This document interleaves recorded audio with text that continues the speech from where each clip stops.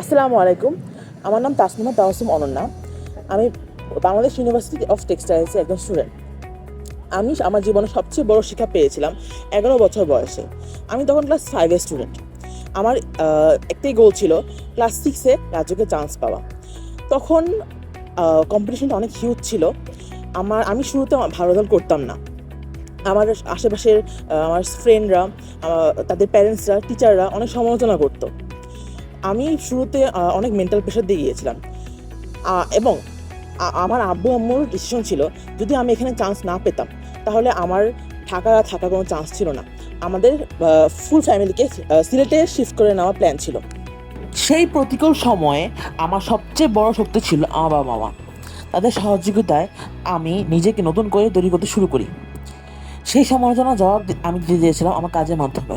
দিনরাত পরিশ্রম করে আমি রাজ্য কলেজে চান্স পাই।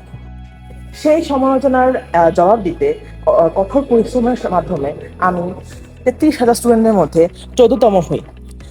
এটা অ্যাকচুয়ালি সেই 11 বছর বয়সী অনন্যার জন্য অনেক হিউজ একটা অ্যাচিভমেন্ট ছিল। আমি যদি তখন এই অ্যাচিভমেন্ট না করতাম তাহলে হয়তোবা আমার ঢাকা থাকা হতো না, হয়তোবা এই মুহূর্তে আমি যে বুটেক্সে পড়তেছি এটা সম্ভব হতো না।